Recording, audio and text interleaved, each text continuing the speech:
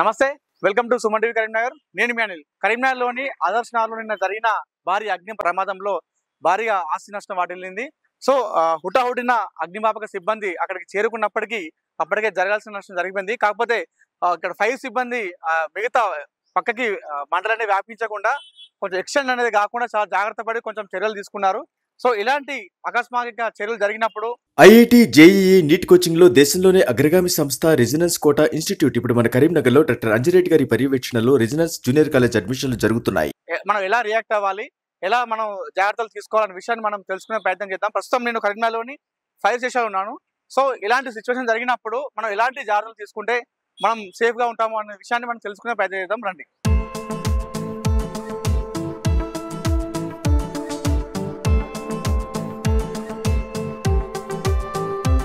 So ఇదే విషయంపై మనతో మాట్లాడడానికి డివిజనల్ ఫైర్ ఆఫీసర్ వెంకన్న గారు ఉన్నారు. సార్తో మాట్లాడు. సార్ నమస్కారం. నమస్కారం సార్, నిన్న ఏజ్ ఉందో కరీంనగర్లో ఆదర్శంలో జరిగిన అగ్ని ప్రమాదం అసలు ఏం జరిగింది సార్? అసలు సో నేను నిన్న ఆఫీసులో కూర్చొని పని చేసుకుంటానండి. 10:50 మాకు కాల్ వచ్చింది. రేణి హాస్పిటల్ పక్కన గుడిసెలు తగలబడుతుందని చెప్పని ఇమీడియట్ గా మా ఫైర్ వెహికల్ అండ్ మా ఫైర్ ఆఫీసర్ టీం అంతా కూడా అక్కడికి రషప్ కావడం జరిగింది. సో వెంటనే నేను కూడా బండి పోయిన వెంటనే మళ్ళీ నేను నా పని కంప్లీట్ చేసుకుని ఇమీడియట్ గా నేను కూడా స్పాట్ చేరడం జరిగింది. ఆడికి పోయేసరికి సిచ్యువేషన్ అంతా చాలా డేంజర్ గా ఉంది. లోపల ప్రతి గుడిసెలో కూడా దాదాపు ఒక 30 గుడిసెలు ఫైర్లకు ఇన్వాల్వ్ అయినాయని తెలిసింది. అవన్నీ అంటే ఆ స్పాట్ లో వాటిని కౌంట్ చేసే పరిస్థితి లేదు మనకు. ఎందుకంటే అన్ని మంటలే కాబట్టి ఎన్ని గుడిసెలు ఉన్నాయి, దాంట్లో మనుషులు ఉండరా లేరా అనేది కూడా తెలియని పరిస్థితి. సో ఇమీడియట్ గా ఫైర్ అయితే వెహికల్ అయితే స్పాట్ కు రీచ్ అయింది. నియర్ అబౌట్ ఒక 3 కిలోమీటర్స్ అట్లా ఉంటుంది డిస్టెన్స్. ఇమీడియట్ గా అడిగైతే రీచ్ కాగానే ఎమ్మటే మా ఫైర్ ఫైటింగ్ ఆపరేషన్ స్టార్ట్ చేయడం జరిగింది. అందరూ 30 గుడిసెలలో ఒక 20 గుడిసెలు మొత్తం పూర్తిగా కాలిపోయినాయి. దాంట్లో ఒక 3 బైకులు కూడా కాలిపోయినాయి. అవే కాకుండా డైలీ నీడ్స్ ఉంటాయి వాళ్ళకి సంబంధించిన రైస్ గానీ, బట్టలు గానీ, ఇతరత్ర హౌస్ హోల్డ్ ఆర్టికల్స్ అన్ని కూడా. కొన్ని గుడిసెలలో అయితే వాళ్ళ బంగారు ఆభరణాలు, వెండి ఆభరణాలు, సర్టిఫికెట్, పిల్లల బుక్స్ అవి కూడా కాలిపోవడం జరిగింది. సో ఒక గుడిసె 20 పూర్తిగా కాలిపోయింది, ఒకటేమో పార్షియల్ గా కాలిపోయింది. ఒక 9 గుడిసెల్ని సేవ్ చేయడం జరిగింది. మెయిన్ గా ఏంటంటే అక్కడ 2 రకాలుగా అబ్జర్వ్ చేయాల్సి వచ్చింది. మనం ఆ ఫైర్ కంట్రోల్ చేయాలి. ఆ ఫైర్ పక్కన ఉన్నటువంటి రెసిడెన్షియల్ బిల్డింగ్ లకు కానీ, తర్వాత పక్కన ఉన్నటువంటి హాస్పిటల్ కానీ అది ఎక్స్టెండ్ కాకుండా కాపాడాలి. ఒక పక్క అందుకని ఏం చేసినట్టు ఇమీడియట్ గా మున్సిపల్ కమిషనర్ గారితో కోఆర్డినేట్ చేసుకుని మున్సిపల్ ట్యాంకర్లు కూడా తెప్పించాను. వాటర్ అనేది కూడా మనకు మోస్ట్ ఇంపార్టెంట్ సీరియస్ ఫైర్ లో. మనకి ఇక్కడ వచ్చేసి నియర్ బై వెహికల్స్ కూడా అందుబాటులో లేవు. మానకొండూరు గానీ, ఇటు చొప్పదండి గానీ, తర్వాత హుజురాబాద్ వెహికల్స్ అన్ని కూడా సమ్మక్క సారక్క జాతరకు స్టాండ్ బై డ్యూటీకి నిన్ననే పంపడం జరిగింది. సో ఇమీడియట్ గా సెకండ్ అసిస్టెంట్స్ కొరకు మాకు జగిత్యాల వెహికల్ ని కూడా పిలవడం జరిగింది. మున్సిపల్ ట్యాంకర్లతో మా దగ్గర పోర్టబుల్ పంప్ కూడా ఉంది ఒకటి. తర్వాత ఇంకొకటి చిన్న వెహికల్ కూడా మిస్టర్ జీబ్ అని కూడా ఉంది.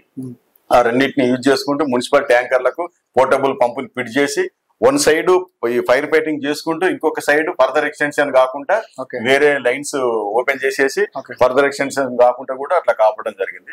చాలా ఎక్సలెంట్ వర్క్ చేశారు మా టీం మొత్తం. నేను పర్సనల్ గా అక్కడ ఉండి ఫైర్ ఫైటింగ్ ఆపరేషన్స్ అన్ని కూడా లీడ్ చేసుకుంటా ఫర్దర్ ఎక్స్టెన్షన్ కాకుండా ఇమీడియట్ గా తొందరగా దాన్ని కంట్రోల్ చేయడం జరిగింది. లక్ ఏంటంటే అందరూ సమ్మక్క సారక్క జాతరకు పోయిన సందర్భంగా ఎవరికి కూడా చిన్న ఇంజూర్డ్ గానీ, లైఫ్ లాస్ గానీ లేకుండా జరిగింది. అదే పెద్ద మనకు అంటే ఈ ప్రమాదం ఎలా జరిగింది తెలిసింది అసలు? ఎలా జరిగిందంటే అక్కడ ఉన్నటువంటి స్థానికుల సమాచారం బట్టి చూస్తే ఆ దేవుని దగ్గరికి పోయే ముందు ఒక దీపం పెట్టుకొని మొక్కుకొని వాళ్ళ ఆచార ప్రకారంగా వాళ్ళ నమ్మకాలు ఉంటాయి కదా, దీపం పెట్టుకుని పోయిరని తెలుస్తుంది. అక్కడ ఉన్నటువంటి గుడిసెలన్నీ కూడా ఈ ట్యాచ్డ్ హౌజెస్, తర్వాత టార్పాలిన్, టిన్ షెడ్స్ ఇట్లా వేసుకొని ఉన్నాయి కాబట్టి ప్రతి ఇంట్లో కూడా కొన్ని 5 kg సిలిండర్స్ ఉన్నాయి, కొన్ని పెద్ద సిలిండర్స్ ఉన్నాయి. సో ఒకసారి ఒక సిలిండర్ పేలిందంటే అది ఫైర్ ఎక్స్టెండ్ అయిపోయి మిగతా కూడా అట్లా పేలడం జరిగింది. దాదాపు ఒక 10-12 సిలిండర్లు పేలడం జరిగింది. లక్కీలీ ఎవరికి కూడా ఇంజూర్డ్ కాలేదు. ఒక సిలిండర్ పేలితేనే ఇంజూర్డ్ అయ్యే సిచ్యువేషన్లు ఉంటాయి. అలాంటిది ఇన్ని పేలినా కూడా కాలేదు. ఆ మంటలు చూస్తే మాకే భయం వేసింది. అసలు కంట్రోల్ చేయగలమా? పెద్ద బాంబ్ బ్లాస్ట్ జరిగినట్టు జరిగింది కాబట్టి అది చాలా లక్కీ అనుకోవాలి. ఎవరికి కూడా మనకు ప్రాణ నష్టం అనేది జరగలేదు. తొందర కంట్రోల్ చేయగలిగిన. ఇలాంటివి జరిగినప్పుడు ప్రజలు ఎలాంటి జాగ్రత్తలు తీసుకోవాలి అసలు? సో జనరల్ గా ఏం చేస్తారంటే మనుషులు ఉన్నట్టయితే ఆ ప్రమాదం జరగకుండానే అబ్జర్వ్ చేస్తా అంటారు. ఈ నమ్మకాలు ఉంటాయి, ఎవరి నమ్మకాలు వాళ్ళకు. సో అంత గుడిసెలు కాబట్టి ఆ దేవునికి దీపం పెట్టినప్పుడు మనుషులు ఉండి అబ్జర్వ్ చేసుకుంటే బాగుంటది. దీపం పెట్టేసి బయటికి వెళ్ళిపోతే నేచర్ దాన్ని ఎవరు ఏం చేయలేం కదా.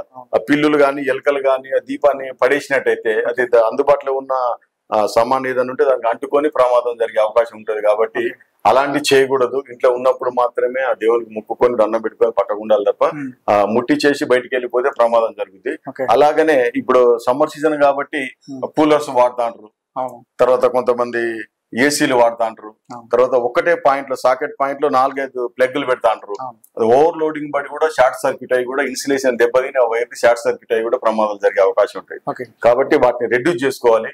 ఒక దగ్గరనే సెల్ ఫోన్ ఛార్జింగ్ పెడతారు, తర్వాత ఇంకోటి టీవీ కనెక్షన్ ఉంటుంది, ఇంకా ఇతరత్ర అవన్నీ పెడతా అంటారు. కాబట్టి ఓవర్ లోడింగ్ తోనే ప్రమాదం జరిగే అవకాశం ఉంటుంది. అలా చేయొద్దు, ఎక్కడిదక్కడ పెట్టుకోవాలి. వేరే పాయింట్లలో పెట్టుకొని యూజ్ చేసుకుంటే బాగుంటుంది. ఎందుకంటే మన ఇంటికి 2 party వోల్టేజ్ కంటే ఎక్కువ రాదు. అంతకు మించి మనం ఓవర్లోడ్ యూజ్ చేసినట్టయితే ఖచ్చితంగా ప్రమాదాలు జరిగే అవకాశం ఉంటాయి. తర్వాత ఎట్ ద సేమ్ టైం మనకి ఈ మధ్య చూసుకున్నట్లయితే ఎక్కువ కాజ్ ఆఫ్ ఫైర్స్ అనేవి కూడా ఎలక్ట్రికల్ ఆర్జిన్ తోనే అవుతున్నాయి. అంటే ఎలక్ట్రిసిటీ వైరింగ్ కానీ ఆ లోడ్ బేస్ చేసుకొని జరుగుతా ఉంటాయి. ఎక్కువ ఓవర్లోడ్ అవటం, తర్వాత వైరింగ్ సరిగా లేకపోవటం, నాసి రకమైన ఎలక్ట్రిక్ ఐటమ్స్ యూజ్ చేయడం మూలంగా కూడా ప్రమాదాలు జరిగే అవకాశం ఉంది. అందుకనే ఒక క్వాలిఫైడ్ ఎలక్ట్రీషియన్ తోని ISI క్వాలిటీ వైరింగ్ ఇట్లా ఏం పెట్టుకొని ఏ ఎక్విప్మెంట్ పెట్టుకున్నా కూడా మంచి నాణ్యత గల ఎక్విప్మెంట్ ఫిట్ చేసుకున్నట్టయితే మనం ఆ ఫైర్లు తగ్గించే అవకాశం. వైరింగ్ కూడా మార్చుకోవాలి. ఎందుకంటే ఎప్పుడో ఒకటి, ఇప్పుడు కొంతమంది కిరాయిలకు ఉంటారు, కొంతమంది సొంత ఇళ్లలో ఉంటారు. అది కఠినంగా లోపల ఉంది కదా ఏం కాదు అనుకుంటాం. అది ఒకవేళ నాణ్యత లేకున్నట్టయితే ఇప్పుడు ప్లస్ మైనస్ అనే 2 వైర్లు ఉంటాయి, వాటి మీద రబ్బర్ తొడుగుంటది. ఆయన ఎక్కువ ఓవర్ లోడ్ పడ్డదంటే ఆ హీట్ కు పైన ఇన్సులేషన్ అంతా కాలిపోయి ప్లస్ మైనస్ కలిసిందంటే అదే షార్ట్ సర్క్యూట్. ఇంట్లో ఎక్కువ జరిగేది షార్ట్ సర్క్యూట్. సో ఇది కాకుండా ఇంకొకటి సిలిండర్ కి ఎక్కువ మనం పైపు వాడతాం సార్, చాలా సంవత్సరాలు అదే ఉంటాయి, దానివల్ల కూడా ప్రమాదం. వీళ్ళు కూడా నేను ఈ మధ్య ఒక 2-3 నెలల కింద ఒకసారి ఒక ఫంక్షన్ హాల్లో ఉమ్మడి కరీంనగర్ జిల్లా నుంచి వచ్చినటువంటి all gas distributors and delivery boys అందరికి ఒక 500-600 మంది కూడా అవేర్నెస్ క్రియేట్ చేయడం జరిగింది. సో ఎప్పుడైతే ఒక డెలివరీ బాయ్ సిలిండర్ ని డెలివరీ చేస్తాం పోతాడో కొన్ని సేఫ్టీ టిప్స్ కూడా వాళ్ళకి తెలియదు. కాబట్టి ఎడ్యుకేటెడ్స్ ఉంటారు, అన్ఎడ్యుకేటెడ్స్ ఉంటారు. వాళ్ళకి తెలియపరిచినట్టయితే చాలా ప్రమాదాల నుంచి తగ్గించుకోవచ్చు. మనం 6 months ఒకసారి కూడా పైప్ అనేది చేంజ్ చేసుకోవాలి. ఈ మధ్య ISI క్వాలిటీ మంచి పైపులు వస్తుంది. ఇన్సైడ్ కూడా ఐరన్ మెష్ టైప్ వస్తుంది, మంచి ఎలకలు కొరికినా కూడా అది డ్యామేజ్ కాకుండా ఉంటది. కాబట్టి ఎప్పుడూ కొన్నాం కదా అని చెప్పి 100-100 ఒక సినిమాకి పోతే 500-600 రూపాయలు ఖర్చు అవుతుంది. సో ఒక 100-150 పెట్టి ఒక పైప్ ని చేంజ్ చేసుకోవడానికి వెనక ముందు ఆడుతా అంటారు. కాబట్టి సేఫ్టీ అనేది మోస్ట్ ఇంపార్టెంట్. కాబట్టి అది చూసుకొని ఖచ్చితంగా 6 నెలలకు ఒకసారి రిప్లేస్ చేసుకుంటే మంచిది. ఒకవేళ బాగానే ఉంది పనిచేస్తుంది అనుకుంటాం కానీ అర్థం కాదు లోపల ఏం డ్యామేజ్ అయింది ఎట్లా అయింది. కాబట్టి అది కంపల్సరీ చేంజ్ చేసుకోవాలి దాన్ని. సో ఇలాంటి జరిగినప్పుడు ప్రజలు చాలా మంది భయపడుతుంటారు, భయపడి భయాందోళనలో గురవి ఏం చేయలేకపోతారు. అలాంటి వారికి మీరు ఏం చెప్తారు? సో ఒకటేనండి, ఇప్పుడు నార్మల్ గా ప్రతి ఇంట్లో LPG గ్యాస్ సిలిండర్ అనేది వాడతారు. సో వాళ్ళ టిప్స్ కాకుండా ఏదన్నా ఇన్సిడెంట్ జరిగినప్పుడు కంగారు పడిపోకుండా ప్రతి కిచెన్ లో గానీ లేకపోతే వాళ్ళ సెల్ ఫోన్ లో గానీ fire department concern jurisdiction fire station ఇప్పుడు కరీంనగర్ ఉంది. కరీంనగర్ జిల్లాలో 5 ఫైర్ స్టేషన్లు ఉన్నాయి. మనకు కరీంనగర్ ఉంది, మానకొండూరు ఉంది, చొప్పదండి ఉంది, హుజురాబాద్ ఉంది, జమ్మికుంట ఉంది. ఏ ఏరియాలో ఏ విలేజెస్ కవర్ అయితే అనేది పబ్లిక్ కనుక తెలుసుకొని ఉన్నట్టయితే ఆ ఇన్సిడెంట్ జరిగితే ఇమ్మీడియట్ గా ఆ కన్సర్న్ ఫైర్ స్టేషన్ ఫోన్ చేస్తే ఇమ్మీడియట్ గా వాళ్ళు స్పాట్ కు రష్ అయ్యే అవకాశం ఉంటుంది.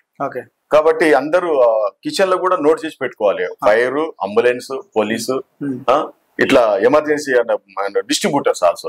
అది LPG డిస్ట్రిబ్యూటర్స్ ఇప్పుడు ఇండియన్ ఉంటది, HP ఉంటది, భారత్ ఉంటది. ఇట్లా వాళ్ళకి సంబంధించిన పెడితే ఏదన్నా సిలిండర్ ప్రాబ్లం వచ్చినప్పుడు లీక్ అయినా ఫైర్ అయినా ఏదైనా కూడా ఫస్ట్ ఫైర్ స్టేషన్ కి తర్వాత కంపెనీకి చేస్తే ఇమీడియట్ గా మనం దాన్ని డీల్ చేసే అవకాశం ఉంటది. ఓకే, మీరు వచ్చేలోపు వాళ్ళు ప్రజలు కనుక ఏదైనా నిర్ణయాలు తీసుకుంటే చేసుకోవచ్చా? పనులు చేసుకోవచ్చు అంటే వాళ్ళకు తెలిసి ఉంటే ఇప్పుడు గ్యాస్ లీకేజ్ అయింది, దాన్ని ఎట్లా అరికట్టాలి.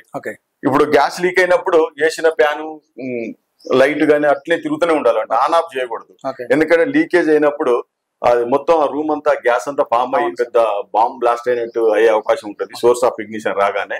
సో గ్యాస్ లీకేజ్ అయిందంటే ఇమీడియట్ గా దాన్ని పట్టుకొని బయటికి అట్మాస్ఫియర్ లో తీసుకొచ్చినట్టయితే ప్రమాదాన్ని అరికట్టవచ్చు. ఇమీడియట్ గా ఫైర్ డిపార్ట్మెంట్ కూడా ఫోన్ చేయాలి. దానికి ఒక పిన్ ఉంటుంది, ఆ పిన్ కనుక దాన్ని ఒత్తి పెట్టినట్టయితే ఆటోమేటిక్ గా అది కూడా ఆఫ్ అయిపోతుంది. పైన ఒక ర్యాపర్ ఉంటుంది సిలిండర్ కు, ఆ ర్యాపర్ సీల్ అనుకుంటారు, కాదు. ఆ ర్యాపర్ తీసేసిన తర్వాత ఒక వైట్ క్యాప్ ఉంటది, ఆ క్యాప్ కూడా సీల్ కాదు, లోపల ఓరింగ్స్ ఉంటాయి. ఆ ఓరింగ్స్ కనుక డ్యామేజ్ అయినట్టయితే అది లీక్ అయ్యే అవకాశం ఉంటది. కాబట్టి అవన్నీ కూడా తెలుసుకోవాలి. చాలా మంది ఏం చేస్తారంటే సిలిండర్ ని పండబెట్టుడు, బోర్లు వేసుడు, ఒక వేడి నీళ్ళల్లో బేసిన్లో పెట్టుడు, అందుకే అదంతా వాడాలని చెప్పి దాంట్లో ప్రొపేన్, బ్యూటేన్ అనే పదార్థాలు ఉంటాయి. కాబట్టి లిక్విడ్ రూపంలో ఉంటుంది, బయటకు వచ్చినప్పుడు మాత్రమే ఆక్సిజన్ తోని అది కన్వర్ట్ అయ్యి గ్యాస్ గా కన్వర్ట్ అవుతుంది, మిక్స్ అయ్యి. కాబట్టి ప్రమాదం ఏం ఉండదు. లీకేజీ చాలా డేంజర్ ఓకే అవును సార్. ఫైర్ కంటే.